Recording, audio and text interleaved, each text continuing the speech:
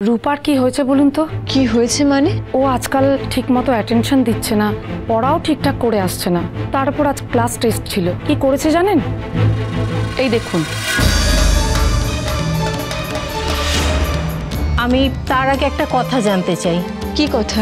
আচ্ছা, আপনার ফ্যামিলিতে কোনো প্রবলেম হয়েছে কি?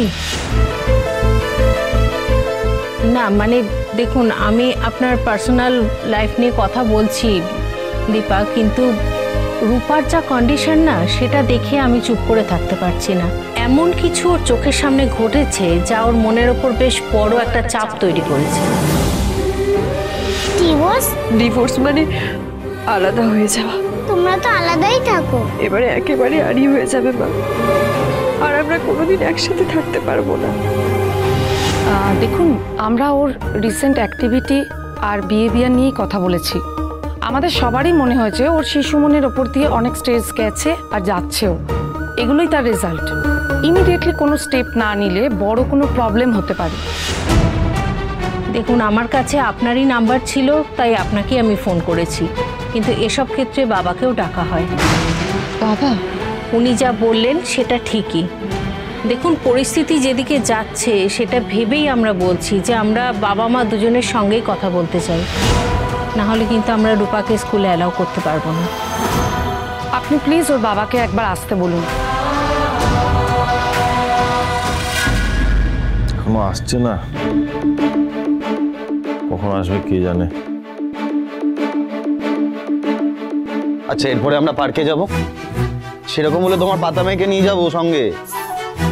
পাতা মেয়েকে নিয়ে যাবো সঙ্গে। কি হয়েছে? কি হচ্ছে মা? Any problem? কি হয়েছে? ক্লাস টেস্ট খারাপ হয়েছে? আমি সব লিখেছি। তাহলে তোমার মন খারাপ কেন? তুমি কি কাঁদছিলে? আমার দিকে তাকাও, বলো আমায়। আর বলিস না, সারাটা রাস্তা মুড অফ করে রয়েছে। কতবার জিজ্ঞেস করলাম কি হয়েছে, বলো বলো, একটা কথাও বললো না। উল্টে গোমরা মুখ করে চোখ মুছতে মুছতে এলো। কি হয়েছে মা? বলবে না বাবাকে? কাঁদছো কেন তুমি? ও, এবার বুঝেছি, বাদামের সাথে আড়ি হয়েছে, তাই তো? তাহলে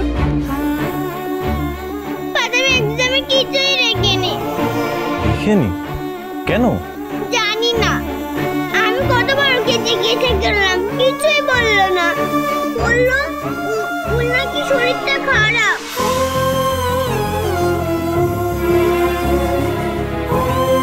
কি হয়েছে? জানি না, জানো বাবু, ওর আমার সঙ্গে বার করে কথাও বলেনি, আর তোমাদের আমার পেনটাও নেয়নি। ওর কি খুব অসুখ, পাতামের জন্য খুব কষ্ট হচ্ছে আমার।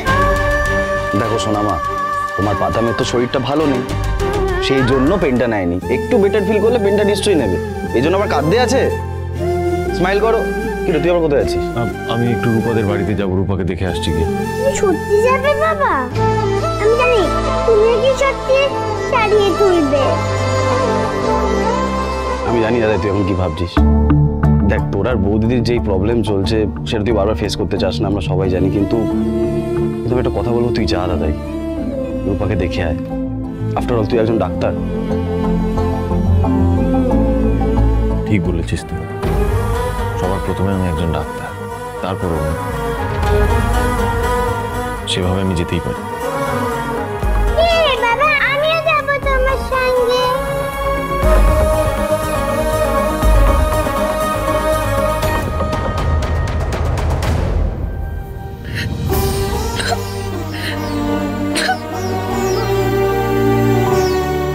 রূপা,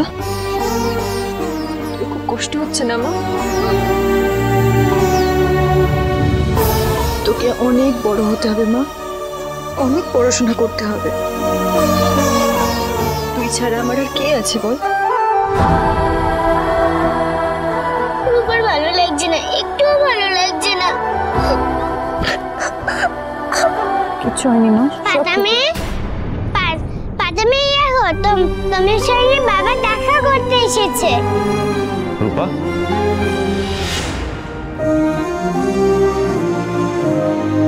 রূপা, কি হয়েছে তোমার? শরীর খারাপ করছে? বলবে না ডাক্তারবাবুকে? বলো কি হয়েছে?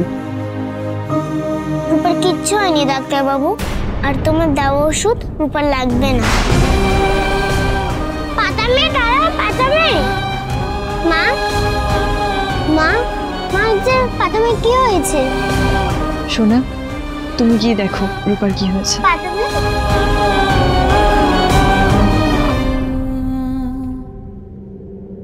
রূপা আপনার চিকিৎসা চায় না ডাক্তারবাবু, কিন্তু মেয়েটা ঠিক নেই। চিকিৎসা চায় না মানে? ও তো আমাকে পছন্দ করে দীপা। আমাকে নিয়ে তো ওর কোনো সমস্যা ছিল না। ও বুঝেছি, আমার নামে তুমি ওর মনে বিষ ঢুকিত, তাই না? তাই তো? আমি আর আলাদা করে কি বিষ ঢোকাবো? যা করার জীবন ওর সাথে করেছে, বিনা দোষে মেয়েটা একটু একটু করে শেষ হয়ে যাচ্ছে। দেখো রূপা খুব ভালো মেয়ে, ও এখন ঠিক নেই। আমি সত্যি চাই ও তাড়াতাড়ি ঠিক হয়ে যাক। ও এত জরুরি একটা মেয়ে, এত হাসি খুশি, এত ভালো একটা মেয়ে।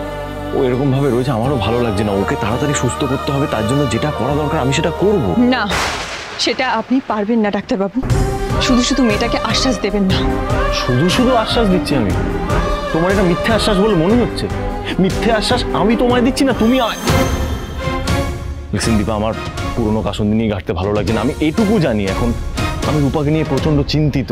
আমি জানি না কিভাবে কি করব। হঠাৎ চিন্তিত? স্কুল থেকে আমাকে ডেকে পাঠিয়েছিল, প্রিন্সিপাল ম্যাম বলেছেন কাল ওর বাবাকে নিয়ে যেতে। এবার বলুন, আপনি কি পারবেন ওর বাবা হয়ে যেতে?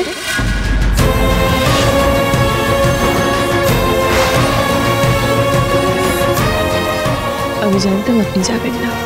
আমি শুধু শুধু আমি যাব।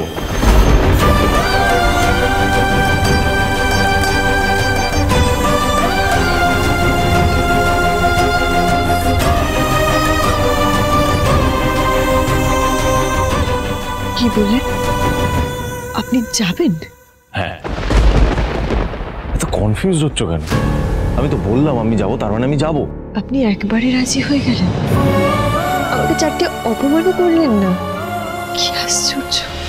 আশ্চর্য লাগছে যে বাবা মেয়ের দায়িত্ব নিতে চায় না বলে লুকিয়ে রয়েছে, সে যদি হঠাৎ স্কুলে সবার সামনে গিয়ে দাঁড়ায়, সেটা বেশি আশ্চর্য লাগবে না দীপা? কি বলতে চাইছেন আপনি? তাহলে আরো সহজ করে বলি শোনো।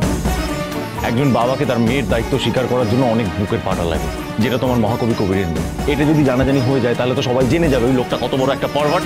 আপনি আবার সেই বাজে কথাগুলো শুরু করলেন। কোনটা বাজে কথা কোনটা ভালো কথা আমি সেটা জানি। আমি শুধু এইটুকু জানি, এই মুহূর্তে রূপা পুরোপুরি সুস্থ নয়। ওকে সুস্থ করে তোলার জন্য ডাক্তারবাবুর যেটুকু করণীয় সেটুকু ডাক্তারবাবু করবে, শুধুমাত্র রূপার জন্য, অন্য কারোর জন্য নয়। বাধ্য হয়ে আপনার কাছে যেচে অপমানিত হই না রোজ রোজ। তবে এবার থেকে আমি সব অপমান মুখ বুঝে সহ্য করে দেবো, আর সেটা শুধুমাত্র আমার মেয়ের জন্য। বাবা, সেই কখন থেকে আমি দরজা নক করছি, কিন্তু পাতামি তো খুলছেই না। পাতামি এমন কেন করছে?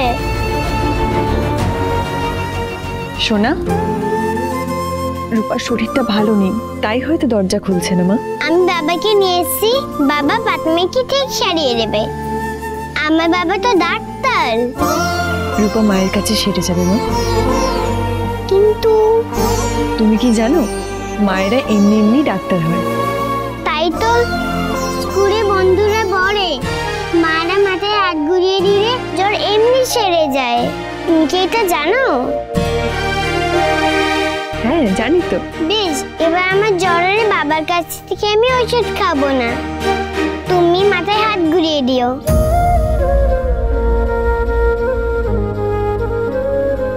শোনো মা, চলো এবার আমাদের যেতে হবে। চলো বাবা।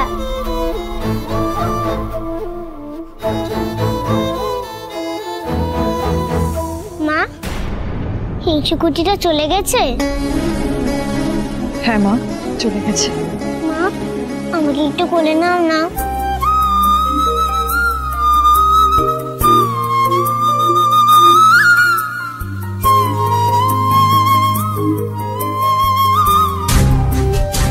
দিনে দিনে পরিস্থিতি আরো জটিল হচ্ছে।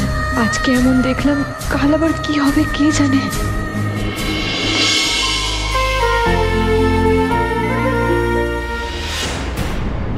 আপনি ডক্টর সৌরভ তো, আমি আপনার জন্য ওয়েট করছিলাম। আমাকে মনে আছে নিশ্চয়ই, আপনি মিশকা ম্যাডামের সাথে। ও হ্যাঁ হ্যাঁ, আপনি বসুন। হ্যাঁ, আমি অলরেডি সব অ্যারেঞ্জ করে ফেলেছি ডক্টর সৌরভকে। ডিভোর্স পেপারের চিঠির একটা কপিও আপনার স্ত্রীর কাছে পাঠিয়ে দিয়েছি। এটা আপনার, এতে একটা সই করে দিতে হবে। ইনফ্যাক্ট আমি অনেকবার আপনার সাথে কন্ট্যাক্ট করার চেষ্টা করেছি, মানে আপনি চেম্বারে নেই, উনিও কন্ট্যাক্ট করতে পারছি না, তাই ভাবলাম যাই আপনার বাড়ি থেকে একবার ঘুরে আসি। বাবা ডিভোর্স মানে কি? অনুরাগীর ছোঁয়া সোম থেকে রবি রাত 9:30টায় স্টার জলসায়।